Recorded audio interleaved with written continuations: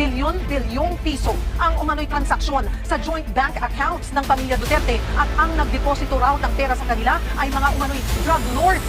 Naungkat din sa Kamara na hindi tugma ang Statement of Assets, Liabilities and Net Worth o SALN ni Vice President Sara Duterte sa kanyang bilyones na mga transaksyon sa bangko.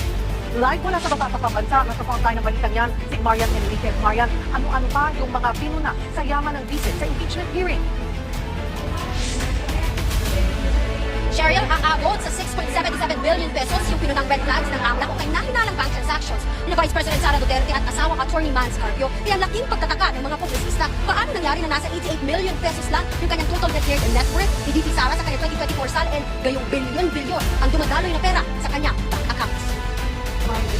Press release online gusto, pero umattend sa hearing under oath, ayaw. Ganyan ang pakutsada ng House Justice Committee Chairperson Jervy Luisto kay Vice President Sara Duterte sa kanyang opening statement sa ikatlong araw ng impeachment hearing ng House Committee on Justice. Sa totoo lang, na-ghost na nga tayo. Tila, ginagaslight pa tayo. Kung ayaw humarap ng Vice-Presidente, hayaan natin na ang mga numero ang magkwento.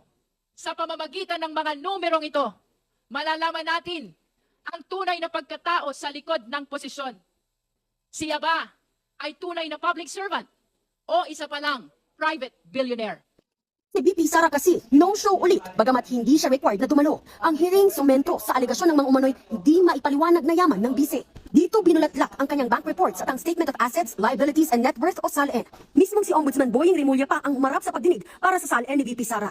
Base sa datos ng Ombudsman, 80 million pesos ang itinaas ng net worth ni VP Sara mula 2007 hanggang 2024. Sakop niyan yung naging Vice Mayor siya ng Davao City hanggang maging Vice President. Mula 7 million pesos noong 2007, naging 88 million pesos ang net worth niya noong 2024.